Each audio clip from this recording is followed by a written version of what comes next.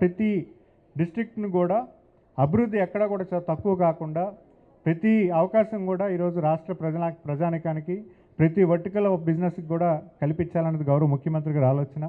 So డెఫినెట్గా మనం ఏదైతే ఆస్పైర్ చేస్తున్నామో స్వర్ణ ఆంధ్రప్రదేశ్ కోసం అని చెప్పి ఆ ఆలోచనకు అనుగుణంగా ఈరోజు ప్రభుత్వం అంతా కూడా పనిచేస్తుంది. డెఫినెట్గా మీ యొక్క అభివృద్ధి పట్ల మీ కుటుంబాల అభివృద్ధి పట్ల లేకపోతే మీ ఉన్న కంపెనీస్కి ఒక మెరుగైన ప్లాట్ఫామ్ ఇవ్వడానికి కూడా మీ ఇన్వెస్ట్మెంట్స్ అన్నీ కూడా ఒక మంచి ఇన్వెస్ట్మెంట్కు కార్యరూపం చేయడానికి కూడా ఈరోజు ప్రభుత్వం సహకారం చేస్తుంది. మరీ ముఖ్యంగా నేను చెప్పాలంటే రెవెన్యూ డిపార్ట్మెంట్ గురించి. ఈరోజు రెవెన్యూ డిపార్ట్మెంట్లో రీసర్వే అని చెప్పి గత గవర్నమెంట్ చేసినటువంటి ఇష్యూస్ వల్ల చాలా ల్యాండ్ ఇష్యూస్ ఈరోజు రాష్ట్రంలో కలిగి ఉన్నాయి. దాన్ని ప్రక్షాళన చేస్తూ ఒక రోడ్ మ్యాప్ వేసుకొని ఖచ్చితంగా ఒక 1 year కాల పరిమితంలో అన్ని ఇష్యూస్ని సార్ట్ చేయండి. ప్రతి ఆస్తిని కూడా, ఎందుకంటే ఈరోజు ఒక ఆస్తి కొనాలంటే చాలా కష్టమైన పని. ఈరోజు జీవితం అంతా కష్టపడినా కూడా ఒక ఇల్లు కొనుక్కోలేని పరిస్థితి కొంతమందికి ఉంది. అలాగే ఒక ప్లాట్ కొనాలన్నా కూడా జీవితం అంతా కష్టపడాలి.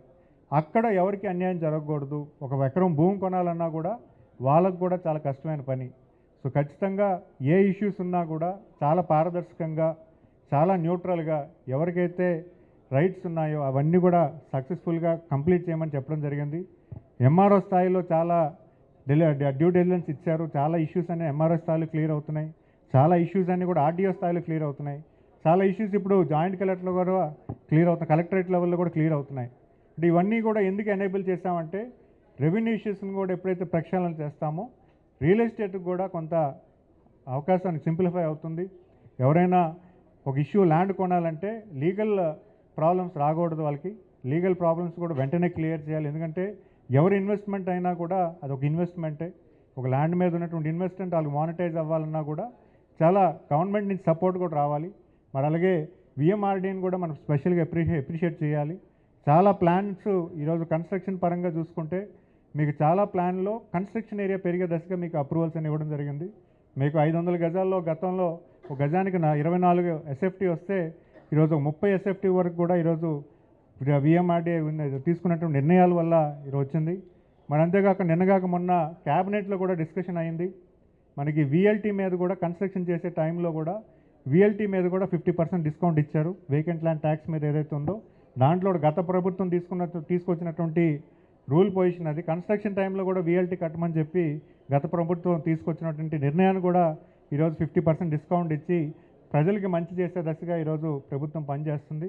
మరి అంతేకాకుండా మనందరం కూడా, మీ అందరూ కూడా తెలుస్తూ ఉంటుంది, విశాఖ ఎకనామిక్ కారిడార్ అది దేశంలోనే ఒక 4 నగరాలకి ఈ విశాఖ ఎకనామిక్ కారిడార్ అనేది అంటే ఒక ఎకనామిక్ కారిడార్ ఏదైతే మనం వికసిత్ భారత్ 2047కి ఏదైతే కార్యరూపం చేశారో దాంట్లో ప్రధానంగా 4 నగరాలకి ఒక బాధ్యత అప్పచెప్పి మన ప్లానింగ్ కమిషన్ ఎవరైతే ఉన్నారో వాళ్ళకి బాధ్యత అప్పచెప్పి విశాఖపట్నం ఎలాగ మనం డెవలప్ చేయొచ్చు, అలాగే కొన్ని దేశాలు ముంబైని ఎలా చేయొచ్చు, లేకపోతే సూరత్ని ఎలా చేయొచ్చు, లేకపోతే మనకున్నట్టు వారణాసిని ఎలా చేయొచ్చు అని ఒక ప్లానింగ్ కమిషన్కి ఇచ్చి వాళ్ళ ద్వారా ప్లానింగ్ చేయించారు. వైజాగ్ నుంచి శ్రీకాకుళం నుంచి అక్కడ కాకినాడ వరకు కూడా ఈ కారిడార్ని తీసుకొచ్చి సుమారు 9 జిల్లాలని దీనిలో భాగస్వామ్యం చేసి ప్రతి జిల్లాలో ఏ అవకాశాలు ఉన్నాయి, దానికి ఏ రకంగా కార్యరూపం చేయాలి, ఏ రకంగా అభివృద్ధి చేయాలి, ప్రజలకు ఏ రకంగా మనం ఒక మంచి లైఫ్ స్టైల్ క్రియేట్ చేయొచ్చు, లేకపోతే ఆరోగ్యకరమైన లైఫ్ స్టైల్ క్రియేట్ చేయొచ్చు, ఇవన్నీ కూడా ప్లానింగ్ కమిషన్లు ఇవ్వడం జరిగింది. దాంతోపాటు మన రాష్ట్ర ప్రభుత్వం కూడా నిన్న మొన్న అనౌన్స్ చేసినటువంటి బడ్జెట్లో కూడా 30 crores కూడా దానికి అలొకేట్ చేయడం కూడా మనందరం కూడా అభినందించాల్సిన అవసరం ఉందని ఈ సభ ద్వారా తెలియజేసుకుంటూ, మరి ఇవన్నీ కూడా ఖచ్చితంగా రియల్ ఎస్టేట్ ప్రొఫెషన్గా ఎన్నుకున్నటువంటి అటు మార్కెటింగ్ వాళ్ళు కానీ, కంపెనీస్ కానీ, రియల్ ఎస్టేట్ కంపెనీస్ కానీ, కన్స్ట్రక్షన్ కంపెనీస్ కానీ, లేకపోతే పబ్లిక్ ఎవరైనా దీంట్లో ఇన్వెస్ట్మెంట్ తీసుకొని వాళ్ళ సొంత ఇల్లు ఏదైతే కోరిక ఉంటుందో, జీవిత కోరిక ఏదైతే ఉందో దాన్ని ఒక మంచి ఇన్వెస్ట్మెంట్గా కార్యరూపం చేయడానికి కూడా మీ అందరూ కూడా పనిచేయాలని మీ అందరూ కూడా మనవి చేసుకుంటూ, మరి TV9కి ప్రత్యేకించి ఈ వేదికని క్రియేట్ చేసి వీళ్ళందరికీ ఒక మంచి అవకాశం చేసినందుకు ప్రత్యేకమైన అభినందనలు తెలియజేసుకుంటూ నా నమస్కారాలు తెలియజేసుకున్నా. జై హింద్, జై ఆంధ్రప్రదేశ్.